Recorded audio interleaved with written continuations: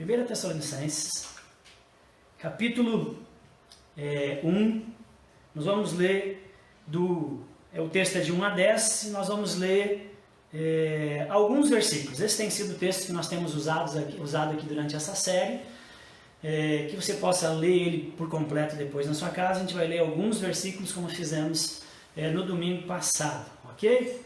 Então, 1 Tessalonicenses, do 1 ao 10. Vamos lá, vou ler então com você. Paulo, Silvano e Timóteo, a igreja dos Tessalonicenses em Deus, Pai e no Senhor Jesus Cristo. Graça e paz a vós outros. Damos sempre graças a Deus por vós, mencionando-vos em vossas orações e sem cessar, recordando-nos diante do nosso Deus e Pai da operosidade da vossa fé, da abnegação do vosso amor e da firmeza da vossa esperança em nosso Senhor Jesus Cristo.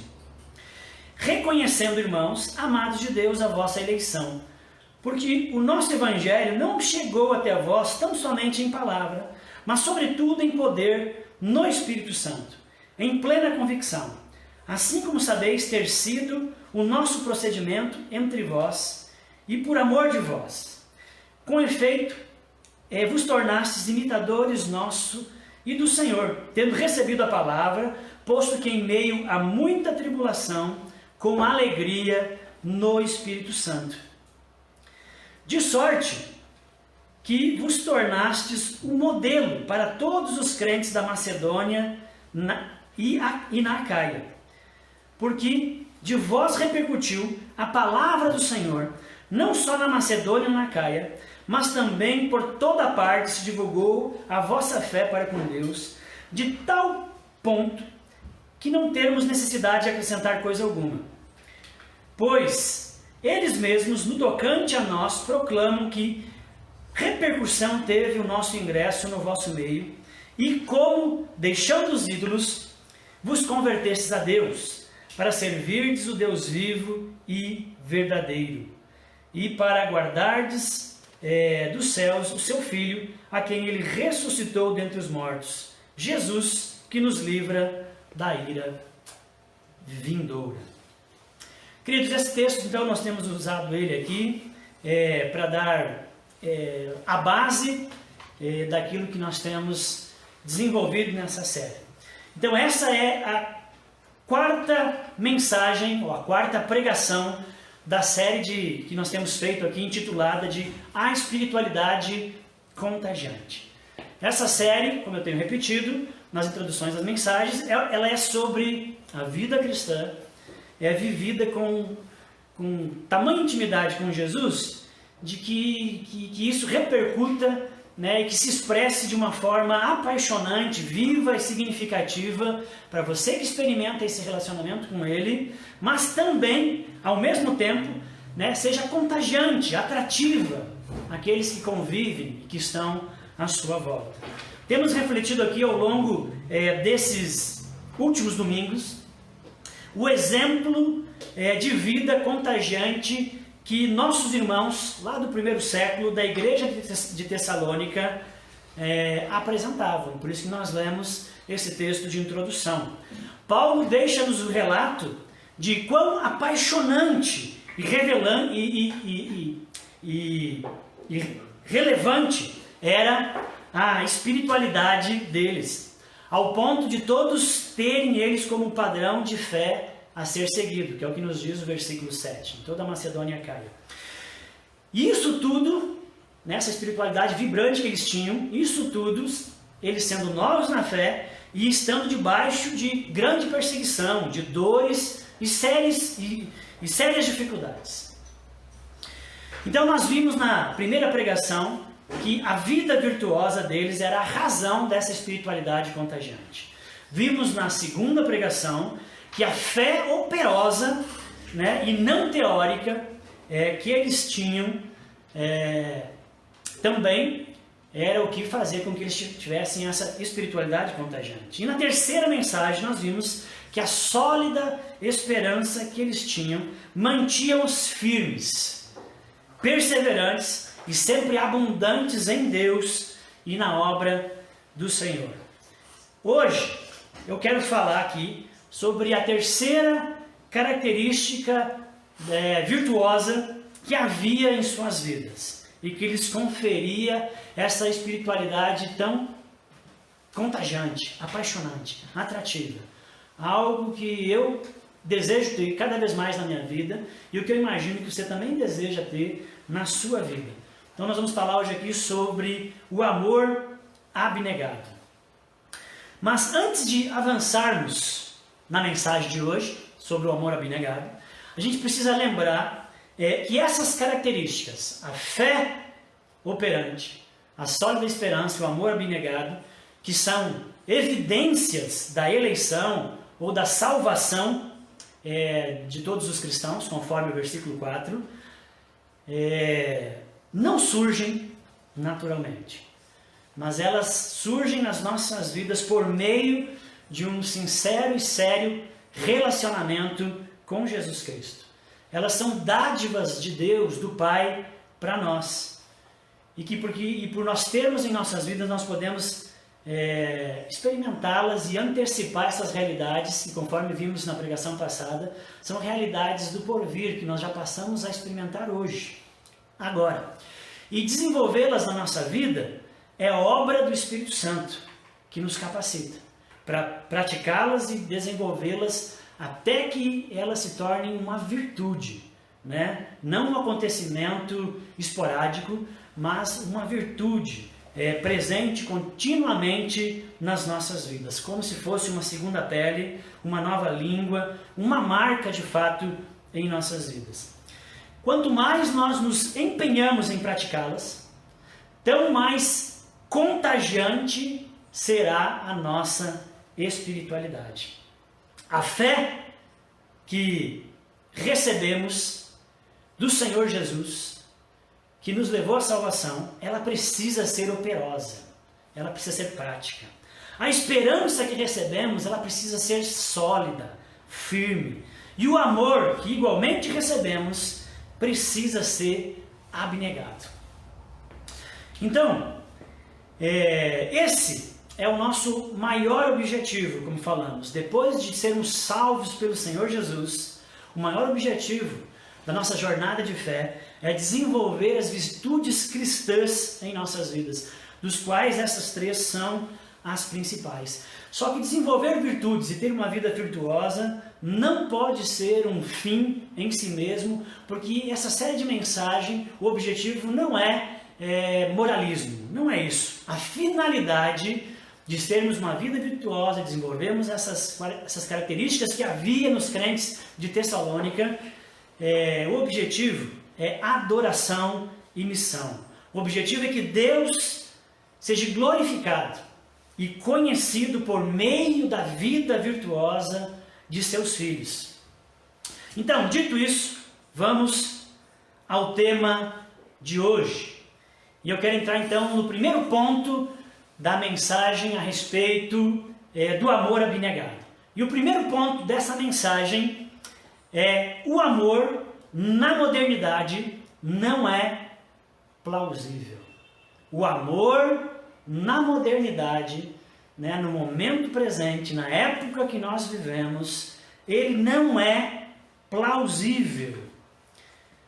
Quero dizer, com o amor não ser plausível, quero dizer que ele não é algo aceitável, que ele não é algo admissível, que não é razoável. Como assim? Como assim o amor não é aceitável na vida moderna? Queridos amigos, ouvintes, irmãos, amigos do coração, nós falamos de amor, assim como a gente fala de esperança, nós falamos de amor, nós gostamos do amor, nós queremos o amor. Mas será? Olhemos bem para dentro de nós e também ao nosso redor. Nós vivemos numa sociedade moderna, hipermoderna para alguns, permeada de avanços tecnológicos, mas que é fato que o individualismo prevalece sobre o coletivismo. É isso que nós vivemos. Esse é o tempo que nós vivemos, onde o capitalismo, no seu modo selvagem, e a sobrevivência do mais forte é o fundamento. Onde essa sociedade e os indivíduos dela são absolutamente autocentrados, narcisistas. E o lema, eu primeiro e o resto que se exploda, é como a maioria das pessoas numa vida moderna acaba vivendo. A verdade é que num ambiente assim, individualista, egoísta, narcisista, num ambiente assim, o amor não parece ser uma coisa lógica, não parece ser o caminho melhor para que você se dê bem na vida. Autonegação, altruísmo, pensar no outro em primeiro lugar, não é plausível. O fato é que nós vivemos numa cultura de desamor. A cultura do cada um por si e Deus por todos. Amamos sim, mas amamos as pessoas que nós amamos, muitas vezes nós só amamos enquanto elas nos são úteis. É a coisificação do ser humano.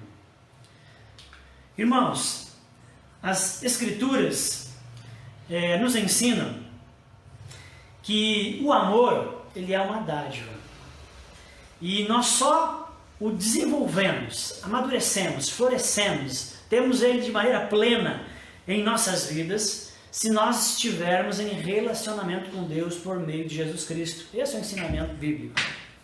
E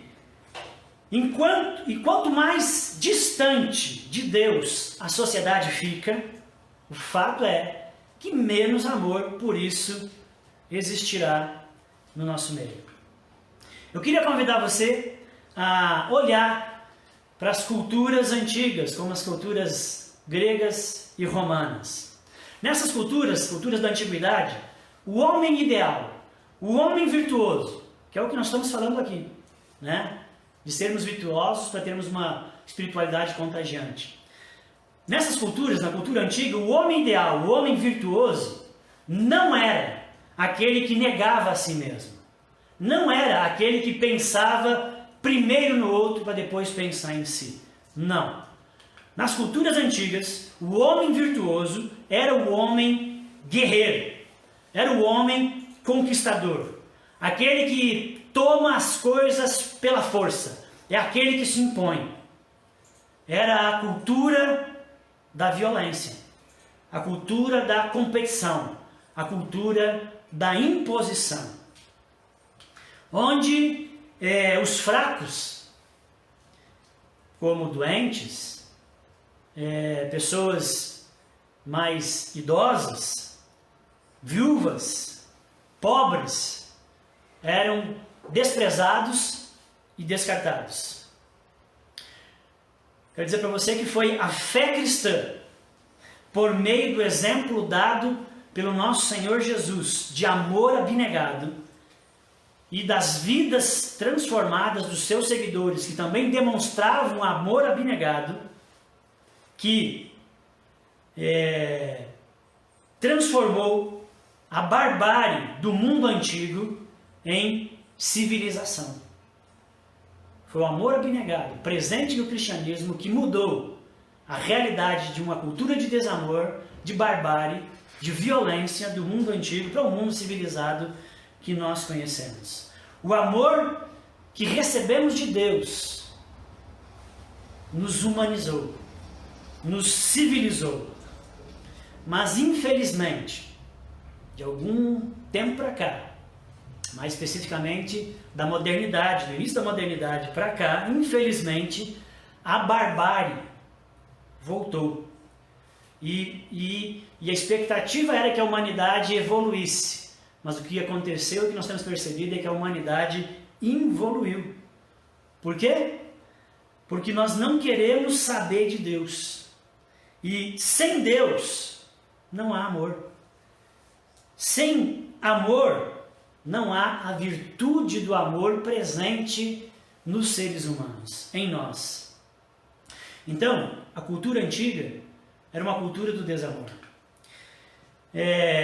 Avançando um pouco na história, nós vamos chegar na Renascença, mais ou menos 1300, século XIV a século XVI. 1300 começa o período da Renascença. É a passagem da Idade Média para a Idade Moderna. Eu falei aqui que nós modernos temos problemas com o amor. Então a Renascença é a passagem da Idade Média para a Idade Moderna. Foi um período de grandes mudanças, de grandes avanços.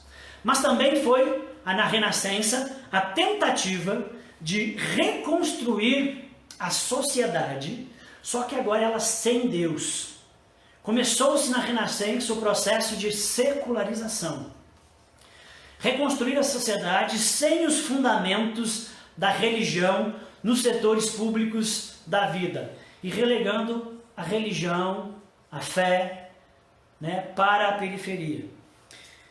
Por quê? Porque o amor, a bondade, atrapalham. Construir uma nova sociedade, que era o projeto da Renascença, com abnegação, é difícil. Olhe para Maquiavel, uma grande personagem da Renascença, escreveu o famoso livro O Príncipe, 1513. Maquiavel está por trás da reformulação da política, está por trás da reorganização política do Ocidente. Estados-nações, estados modernos, estados laicos, como nós conhecemos hoje, começa em Maquiavel. E no capítulo 15 do seu livro O Príncipe, eu queria ler com você o que ele diz lá no período da Renascença, o que ele diz a respeito do amor e o quanto que o amor incomoda e atrapalha. Ele diz o seguinte, a respeito do bom governante, a respeito do bom líder, do bom príncipe. Como minha intenção é escrever algo útil, para quem estiver interessado, me pareceu mais apropriado abordar a verdade efetiva das coisas. Quem quiser praticar a bondade em tudo o que faz, está fadado a sofrer. Entre tantos os que não são bons. É necessário, portanto, que o príncipe, que o líder, que o governante, que deseja manter-se, aprenda a agir sem bondade. Faculdade que ele usará ou não, em cada caso, conforme for necessário.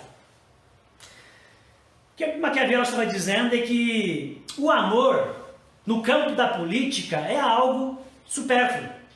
O amor é descartável. O amor não é bom. Ele atrapalha a boa política. Ele não é interessante na política. Porque às vezes você tem que ser ruim.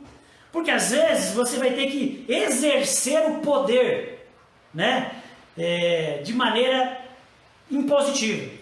E talvez você vai ter que ser ruim. Você vai ter que ser um líder que vai ter que ser ruim se quiser exercer o seu poder. Não dá para ficar amando o tempo todo. Não dá para fazer o bem o tempo todo. Só quando necessário. O príncipe deve se ater a administrar. Ele precisa ser eficiente. Mesmo que para isso precise ser mau. Então, na verdade o que Maquiavel fez foi secularizar a política. Foi isso que ele fez. Ele secularizou a política. Ele mostrou, e a partir daí, então, o governo sem amor, como lema, passou a vigorar. O amor sem a lógica cristã altruísta de pano de fundo. Assim que deveria ser as coisas. Saindo de Maquiavel e saindo da Renascença, saindo do campo da política, vamos para o campo da economia e agora no iluminismo. Vamos ver aqui o período iluminista bem rapidamente. Mais uma personagem super importante, Adam Smith, século XVIII. escritor famosa, né, um homem importante, escritor do livro também famoso, best-seller, né, clássico, A Riqueza das Nações. Adam Smith vai dizer que se você sempre amar o outro, isso pode ser ruim para a economia, pode ser ruim para o seu negócio. Essa lógica não é plausível, ajudar os outros, ser altruísta, ser abnegado, amar. Essa lógica não é plausível para a economia. Não é boa prática, Smith vai dizer. Ele defende que o egoísmo é mais eficaz para produzir riquezas do que o amor. Mesmo que cada um, diz ele, busque os seus objetivos pessoais, foque em si, no final vai redundar em benefícios para todos. E acaba que a minha obsessão e egoísmo vai acabar gerando riquezas pessoais que de alguma maneira vão ser redistribuídas e vão abençoar outros. Essa é a ideia do livro. Ou seja, o egoísmo no fim traz benefícios para todo mundo, mais do que o amor. Então eu quero ler também agora aqui um trecho do livro dele, A Riqueza das Nações, caso você já não tenha lido. Precisa ler, um livro importante, você não pode partir para a eternidade sem ler esse livro. E o que ele diz então, num dos capítulos do livro? Não é da boa vontade do padeiro, do açougueiro ou do cervejeiro que esperamos o nosso jantar, mas da consideração que ele tem do seu próprio interesse. Os ricos consomem um pouco mais que os pobres. E apesar do seu natural egoísmo e rapinagem dos ricos, embora eles queiram apenas a sua conveniência, e embora o único fim que eles propõem do trabalho dos milhares que empregam seja a gratificação dos seus próprios desejos vãos e insaciáveis, eles acabam por dividir com os pobres o produto de todos os seus aprimoramentos. Eles são levados por uma mão invisível a fazer a distribuição das mesmas necessidades da vida se tivessem sido feitas a divisão em proporções iguais entre todos os seus habitantes. E assim, sem pretendê-los, avançam os interesses da sociedade e proporcionam meios para a multiplicação da espécie. Então, o que Smith está dizendo é que o rico, no final das contas, come quase que a mesma proporção e quantidade de trigo que o pobre. Eles precisam da mesma coisa para serem saciados. Mas o excedente, a sobra daquilo que aquele que pensou só em si, o rico, teve, de alguma maneira esse excedente vai acabar sendo distribuído, porque o rico não vai comer tudo. Então o excedente, de alguma maneira, ele vai acabar distribuindo. Porque o seu excedente ele vai colocar num banco, né? Aí o banco vai financiar outros negócios a partir desse dinheiro que foi colocado ali e de alguma maneira vai beneficiar muita gente e muitas famílias. Então o que Smith fez? Ele secularizou a economia, né? O egoísmo prevaleceu sobre o amor. O amor, a abnegação não é bom aqui. Então é assim que Smith vai dizer, é assim que as coisas funcionam. Seja egoísta, seja individualista, você primeiro. E o resultado desse pensamento é que nós criamos uma sociedade toda estruturada no egoísmo, no narcisismo. E a verdade é que nós temos, irmãos, que admitir é que o amor tornou-se implausível na sociedade moderna. O amor atrapalha. Não dá para fazer política, economia, não dá para fazer sociologia, políticas públicas com amor. Ele prejudica, ele é perigoso. Ao invés de você cuidar da sua vida e focar nisso, tem que ficar se preocupando de cuidar dos outros, dos fracos. Isso é um atraso. Impede o progresso. Não dá para tocar a vida assim. Então o que é isso? É a repaganização da sociedade e da vida, como era nos períodos antigos. e nós achando que evoluímos, na verdade, involuímos. Aquilo que era realidade no Império Romano e Grego está de volta. É a cultura do desamor. Meu irmão, meu amigo, cuidado. Por estarmos mergulhados nesse sistema que funciona por essa lógica, você pode concordar e muito com essas ideias que eu acabei de dizer. E viver segundo essa base egoísta, mesmo se dizendo um cristão. Mas eu quero dizer que isso não é cristianismo. Essa não é a lógica cristã. Essa lógica da cultura da violência e do desamor tem levado ao caos, tem destruído a sociedade. Então, nós estamos diante de uma situação que é fato, que o amor não é plausível para a época que nós vivemos. Mas também, eu queria aqui chamar a atenção, que não é que o autointeresse seja errado. Não é que o amor ou pensar em si, pensar em você, seja impróprio. Porque o mandamento que o Senhor nos deixou é ame ao próximo como a si mesmo. Né? Evangelho de Mateus, capítulo 22, versículo 39. Então, para você amar o outro, você tem que amar a si mesmo. Então tem que haver uma dose de amor próprio para você cumprir o mandamento. Tem que haver uma dose de amor natural. O problema não é você pensar em si. O problema não é você olhar para você. O problema é a corrupção do amor próprio, por causa da nossa natureza pecadora e da realidade do pecado. O problema é quando ultrapassa o limite do amor próprio e vira egoísmo, e vira individualismo, e vira utilitarismo. Só o relacionamento sério com Jesus pode impedir que essa lógica se apodere da minha e da sua vida e acarretando perda de sentido, propósito e empobrecimento da vida. Então agora eu quero ir ao segundo ponto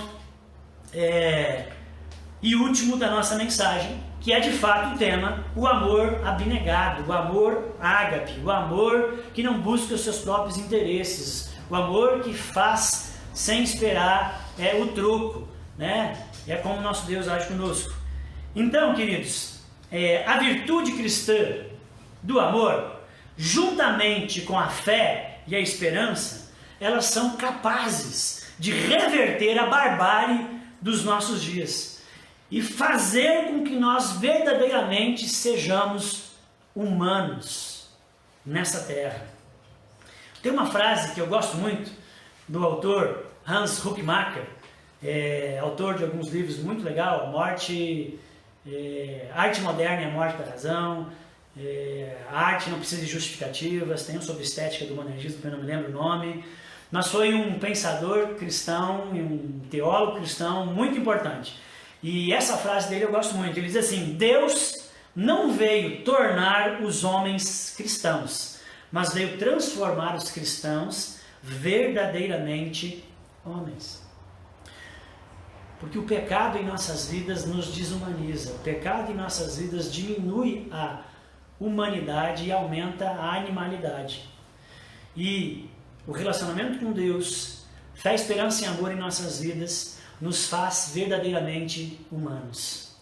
Então, o desenvolvimento dessas virtudes é importantíssimo para que você não seja mergulhado no caos da modernidade, para que você seja a nova sociedade de Deus, contagiante e atrativa para aqueles que estão atolados no lamaçal da existência da nossa época. Fé, esperança e amor por meio de um relacionamento sincero com Jesus Cristo para sermos verdadeiramente humanos. Ok? Então, essas três virtudes que a gente desenvolveu aqui ao longo desses domingos, elas têm uma relação interna entre elas muito importante. Elas atuam juntas, elas estão sempre juntas, né? E uma alimenta e uma coopera com a outra, e elas precisam estar nas nossas vidas. E esse texto de 1 Coríntios 13:13, ele é muito interessante. Ele diz: agora, pois, permanece a fé, a esperança e o amor. Esses três, porém, o maior destes é o amor. E por isso que nós estamos encerrando essa série de mensagens sobre a espiritualidade contagiante, falando de uma vida virtuosa e falando das virtudes teologais. A gente está encerrando com a virtude do amor abnegado, porque Paulo diz que ele é o maior dos três. A relação dessas virtudes que precisa estar em nós é mais ou menos assim, se você quiser entender. A fé, ela dá a partida. A fé é aquilo que te conecta em Deus, ela dá a partida e ela está presente em toda a nossa vida. Então é como se ela fosse o GPS, ela nos guia na caminhada, né? no trajeto, na vida com Jesus. A fé é o nosso GPS, sempre nos dando direção. A esperança é que nos mantém firmes, sólidos, né? Mas a esperança é o destino final, que de alguma maneira é antecipado nas nossas vidas, né? A chegada de alguma maneira é antecipada, nós passamos a viver já no meio do caminho, mas é aonde nós queremos chegar.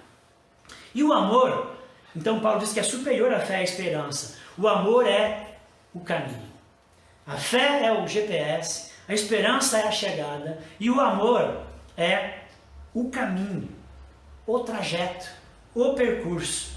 É como se, numa lógica de carros, é como se a fé e a esperança fosse o motor de arranque. Todo carro tem um motor de arranque. Então você dá a ignição no carro por meio do motor de arranque. E depois o que passa a funcionar depois do motor do arranque é porque ele aciona o motor do veículo. E então depois o que passa a gerir é o motor principal. Então a fé, a esperança e o amor nos dá esse arranque, elas continuam com a gente. Mas o amor é o motor que toca a vida. É o caminho, é o trajeto. O que essa virtude superior, segundo Paulo, o que é essa virtude? O que é o amor? O que é o amor abnegado? Se você procurar no dicionário, o dicionário vai dizer que o amor é um sentimento que nos predispõe a desejar o bem a alguém. O dicionário diz isso, que o amor é um sentimento que nos predispõe a desejar ou fazer o bem para alguém. Mas a Bíblia nos diz, vai além, a Bíblia nos diz que o amor é mais do que um sentimento. A Bíblia nos diz que o amor é um mandamento, que o amor é uma marca, que o amor é um caminho e que o amor é um acontecimento. Então, a primeira, o amor é uma marca, é uma característica, é algo que está ali, que é a sua estampa, que diz o que você é. Em João 13, versículo 34 e 35 diz o seguinte: novo mandamento vos dou, que vos ameis uns aos outros, assim como eu vos amei, e que também vos ameis uns aos outros. Nisto conhecerão todos que sois meus discípulos, se tiverdes amor uns pelos outros. Gente, João está dizendo que os discípulos, versículo 35, nisto conhecerão todos que sois meus discípulos. Nisto o quê? Nisto as pessoas vão saber que você é um seguidor de Jesus, que você é um cristão. Nisto o quê? Se tiverdes amor uns pelos outros. O amor abnegado é uma marca essencial dos cristãos e do cristianismo. É aquilo que define um seguidor de Jesus e também aquilo que diferencia daquele que não é um seguidor de Jesus. Ok, mas as outras religiões e filosofias também pregam e falam de amor de alguma maneira. E Jesus disse: um novo mandamento vos dou, que vos ameis uns aos outros. Mas na verdade Jesus não estava trazendo algo novo quando ele disse isso, porque o Velho Testamento já tinha falado a respeito disso, da nossa obrigação de amarmos uns aos outros exatamente com essas letras. O que é novo no que Jesus disse está ali quando ele disse no como eu, assim como eu vos amei. Aqui está o novo na questão de amar o próximo, como eu amei. E como que Jesus amou? Dando a sua vida por nós, agindo sem esperar nada em troca, morrendo pelo próximo, se colocando nós antes mesmo dele, né? Não seja feita a tua vontade, né? Aqui na terra como no céu, tem que ser a nossa oração. Queridos, assim como Jesus é o compromisso de sempre fazer pelo outro aquilo que Cristo fez por você. É a regra de ouro. É você fazer e desejar pelo outro aquilo que você deseja e quer que seja feito por você. Ou você não fazer pelo outro aquilo que você não gostaria que fizessem para você, porque foi exatamente isso que Cristo fez. Então é o compromisso de sempre fazer pelo outro conforme Cristo fez. Não quando está afim, não quando convém, não quando você teve bons sentimentos a respeito da pessoa, você vai com a cara, então você ama, você faz o bem, mas sempre, independente de afeições. Com afeições é melhor, né? É mais fácil, mas independente de afeições, porque o amor é uma marca, ela está sempre lá na vida do discípulo, ela é uma virtude, então ela precisa ser como um outdoor na minha e na sua vida, bem visível. Ok, queridos? Então, em primeiro lugar, essa virtude do amor abnegado, ela é uma marca. Segundo, o amor é um mandamento. João 15, do 12 ao 14, diz o seguinte: o meu mandamento é este, que vos ameis, desculpa, que vos ameis uns aos outros, assim como eu vos amei. Ninguém tem maior amor do que este, de dar a alguém a própria vida em favor dos seus amigos. Vós sois meus amigos, se fazeis o que eu vos mando. Dar a vida pelos outros, dar o seu tempo, dar a sua energia, os seus recursos, é um mandamento. Pensar nos interesses dos outros primeiro é um mandamento. Doar-se, entregar-se pelo outro é um mandamento. Por não ser facultativo, então o amor ele precisa ser uma decisão. O amor ele é uma escolha de fazer o bem. É uma escolha de obedecer, de fazer o que se deve, de fazer o correto, mas de fazer o bem sempre. Você decide. Por isso que ele é muito mais do que o dicionário diz que é um sentimento. Ele é uma decisão. E por isso que as pessoas olhavam para os crentes de Tessalônica, em 1 Tessalonicenses 1:3, e eles viam que o que eles tinham era amor abnegado. O que eles faziam era isso, eles tinham essa marca, eles cumpriam esse mandamento, esse ensinamento de colocar os outros em primeiro lugar, por amor a Cristo, em obediência a Deus. Eles entendiam que era o que Deus queria para as suas vidas. Era um mandamento. O amor abnegado. Não é difícil de entender. É difícil de fazer. Miserável homem que sou, posso dizer como Paulo, como é difícil de praticar e de viver o amor abnegado. Mas saiba que o amor, ele não é arbitrário. Não é simplesmente porque você é um crente, um cristão, vai à igreja, está com Jesus, que você tem que fazer e pronto, porque é um mandamento. Não, o amor ele tem um porquê, ele tem um sentido, ele tem um valor e significado. A Bíblia diz que Deus é amor, e Deus se interessa por nós. Se interessa tanto por nós que Ele deu o seu Filho único por nós.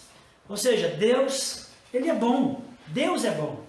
E logo então nós sabemos que se Deus que é bom nos deu um mandamento, é porque os seus mandamentos, seus juízos, seu desejo são bons. O salmista disse: a lei do Senhor é perfeita e restaura a alma. Salmos 19:7. Obedecer o mandamento do amor, desenvolver na sua vida, ter isso como uma marca, restaura a nossa alma. Nossa alma foi afetada pelo pecado, afetada pela cultura do desamor, da violência, do egoísmo e do individualismo. Mas obedecer o mandamento do amor restaura a nossa alma. O amor nos faz melhor.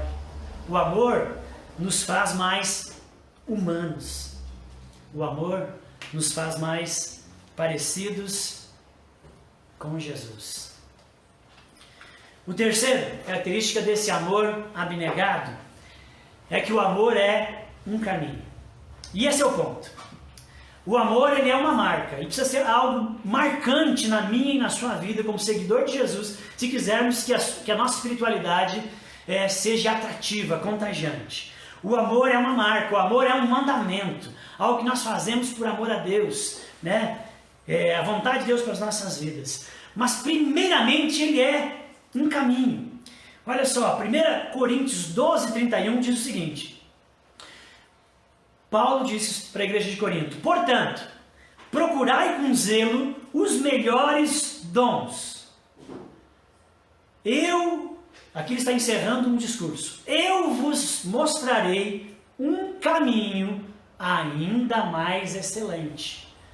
Se você tem um pouquinho de familiaridade com as Escrituras, você sabe que o capítulo 13 de 1 Coríntios, que talvez seja o capítulo mais conhecido da Bíblia no mundo inteiro, é um capítulo que ele vai falar do amor. Então ele diz: eu vou mostrar para vocês um caminho excelente, e começa a falar do amor. E quando ele encerra esse discurso do amor, o capítulo 13, ele começa o capítulo 14 dizendo, 14, versículo 1, segui o amor e procurai com zelo os dons espirituais. Da maneira como ele encerrou um discurso, ele abriu uma janela, ele continua o seu discurso no capítulo 14. Então Paulo, na sua carta à igreja de Corinto, está falando a respeito da importância e ensinando sobre dons espirituais, sobre o servir, sobre a fé operosa, né? Como a gente contribui com a causa, com o reino, por meio de dons e talentos. Então ele está ensinando sobre dons. No versículo 12, depois no versículo 14, ele vai continuar ensinando sobre dons. Mas no 13 ele interrompe para falar do amor. O que ele quis dizer ao ensinar sobre amor no capítulo 13?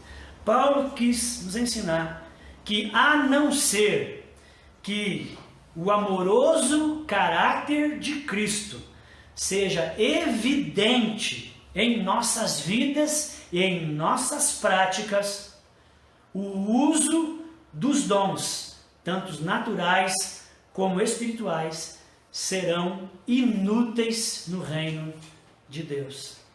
É isso que Paulo quis dizer com esses textos. Então o que Paulo vai dizer que a solução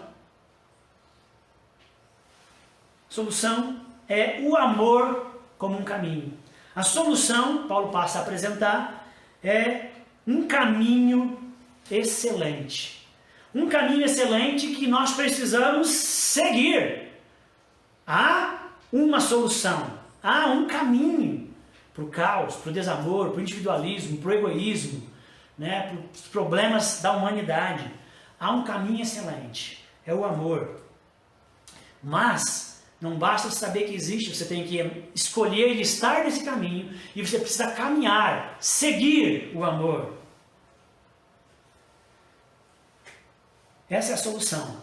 E porque é um caminho, o amor, então ele é um processo, ele precisa ser desenvolvido. Amor abnegado é algo que nós progredimos, não é natural. Você recebe se relacionando com Deus, e aquilo que você recebe precisa ser desenvolvido, você precisa crescer. Então é um caminho, é um progresso, e nós precisamos avançar, percorrer esse caminho, passo a passo. É um dom de Deus, mas primeiramente é um caminho, não esqueça disso. Você está nele, você como cristão caminha nele, você segue nele, você não sai dele, só avança. Quanto mais eu ando neste caminho, mais eu recebo dele e mais abençoado eu sou. É o único caminho para o discípulo. Somos chamados a percorrer essa estrada, a habitar nessa estrada, a permanecer nessa estrada do amor abnegado, obedecendo ao ponto de virar uma marca, uma característica em nossas vidas. A violência, o orgulho, o individualismo, a opressão eram estradas antigas que nós andávamos, mas agora nós andamos neste caminho, que Paulo nos apresenta como um caminho excelente. É esse caminho que eu e você precisamos habitar, persistir, para que sejamos aprimorados no amor. E a última característica aqui, o amor é um evento, né? É um acontecimento. 1 João 4, versículos 10 e 11 diz: nisto consiste o amor, não em que nós tenhamos amado a Deus, mas em que Ele nos amou e enviou o seu Filho como propiciação pelos nossos pecados.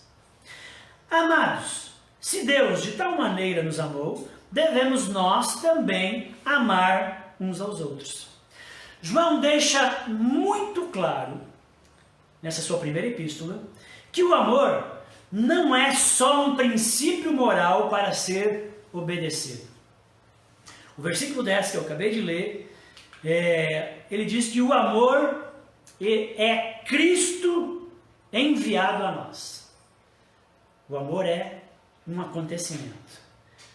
Cristo é enviado a nós para morrer em nosso lugar. Cristo enviado a nós é o amor de Deus. E Ele veio até nós para ser a propiciação, tomar o nosso lugar, né, lá na cruz, nos deixando aceitáveis diante de Deus. O amor, então, também, na visão da Bíblia, é um acontecimento, é um evento. Ele aconteceu, mas é um ato contínuo, ele continua acontecendo. Porque a Bíblia nos ensina que Cristo nos salvou da condenação do pecado. Isso é a regeneração, o novo nascimento, a vida nova, o novo homem que surge a partir de Cristo. Então Cristo nos salvou, Ele agiu no passado, Ele nos salvou.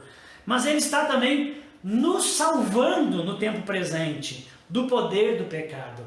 Constantemente Ele age com amor para nos preservar, para nos purificar, para nos fazer mais humanos, mais parecidos com Ele.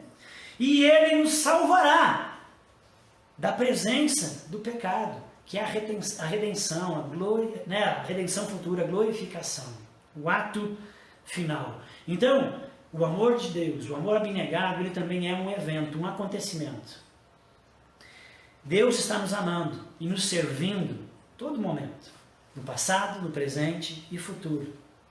Na medida que você participa desse evento, à medida que você anda nesse caminho, habita nesse amor, mais e mais consciente você vai se tornando dessa dádiva, do presente do amor, e essa consciência vai te tomando.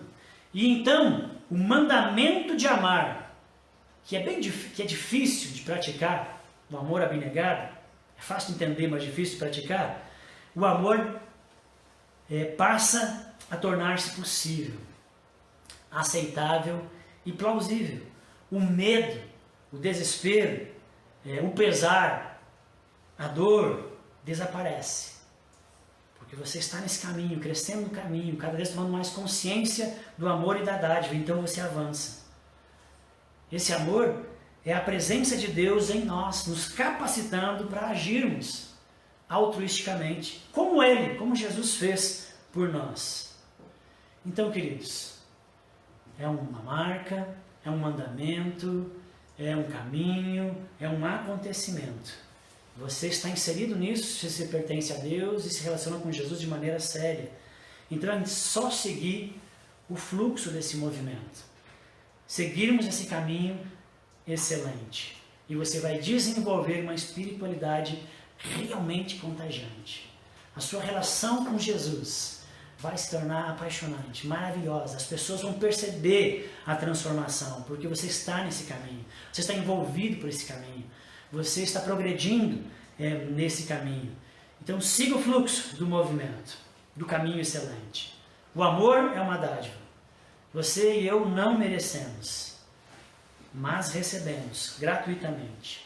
Então, comece a habitar nessa dádiva e relacionar-se com Cristo com base nessa dádiva. Esse é o fluxo. Não é essencialmente o que você faz, mas é o próprio movimento de Deus que te ama e que ama o próximo através de ti. Indo para a conclusão então da nossa mensagem e também dessa série, eu queria ainda ler mais um texto bastante conhecido, então, que é o 1 Coríntios 13, do 4 ao 7, que diz: o amor é paciente. Esse é o amor do caminho. É o amor que nós vamos recebendo, que nós vamos aprendendo. E à medida que avançamos e crescemos, vai nos humanizando. O amor é paciente. O amor é benigno. O amor não arde em ciúmes. Não se ufana, não se ensoberbece.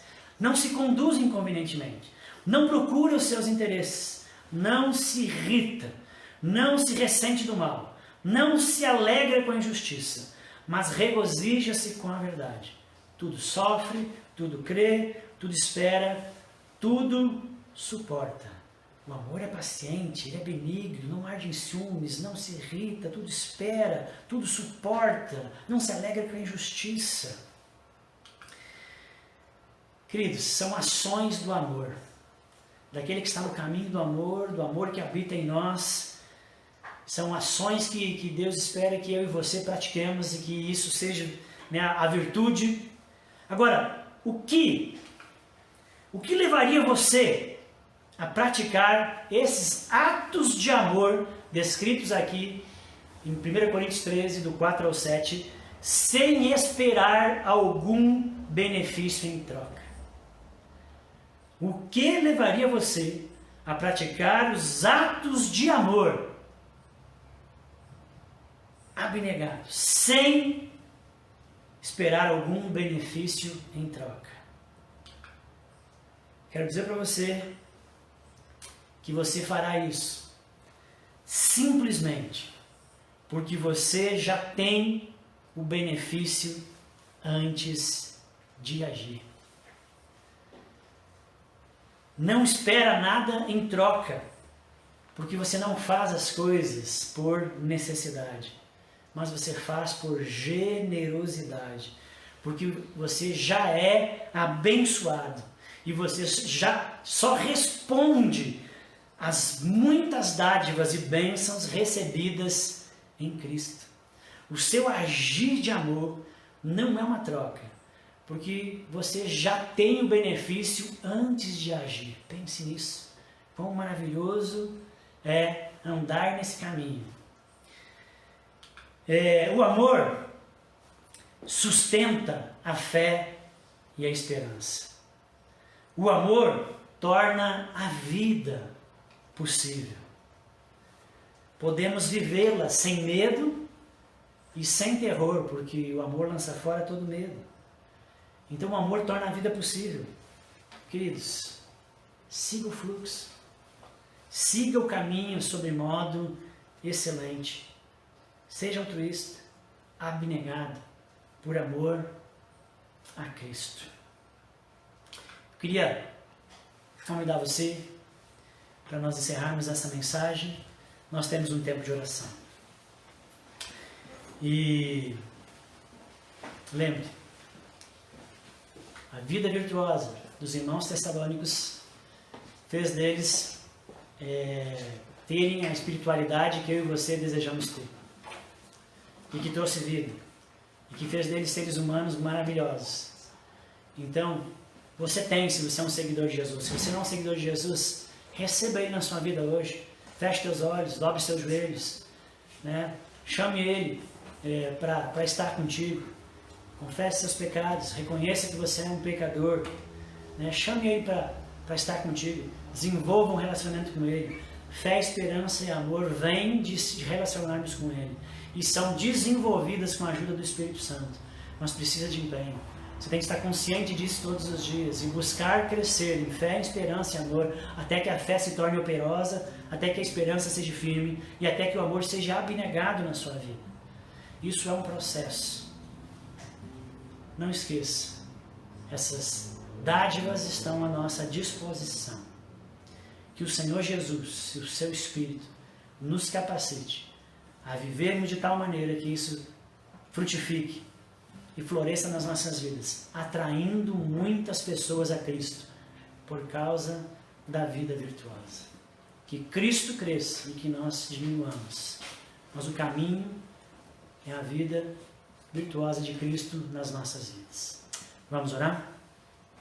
Senhor meu Deus, terminamos uma série bem séria a respeito de coisas que parecem antigas, de coisas que parecem ultrapassada, das coisas que às vezes as pessoas querem falar e as pessoas vão dizer que você está sendo antigo, que você está sendo legalista, moralista. Deus, mas a verdade é que nós precisamos muito na sociedade, Deus, dessas realidades. Precisamos mais de Cristo e precisamos que essas virtudes, fé, esperança e amor, sejam abundantes nas nossas vidas. Ajuda-nos, Senhor, ajuda cada um dos meus irmãos, Deus, a praticarmos, a vivermos essas realidades, a chorarmos como vemos quando temos falhado nisso. Ajuda-nos, Senhor, Deus, a termos uma fé, Deus, que não é teórica, é uma fé que age, uma fé que serve, uma fé que acode, uma fé que está pronta para fazer e agir em amor. Ajuda a ter uma firme esperança, Deus, uma certeza que amanhã, Deus, seguiremos no seu caminho, para todo sempre, até o fim da jornada. Deus, que a nossa fé, a nossa esperança nos dê consistência, solidez e esperança para o presente, para viver de uma maneira brilhante, porque podemos antecipar a chegada. Deus, também que possamos ser marcados, Deus, pelo amor abnegado, demonstrado nas pequenas coisas, demonstrado em casa, demonstrado, Deus, no serviço, no dia a dia, na rua, nos afazeres, nas rodas, no futebol. Deus, nos ajuda a vivermos essas virtudes, que são as marcas da eleição. Que o seu nome seja glorificado por causa disso. Nós te pedimos o seu auxílio, em nome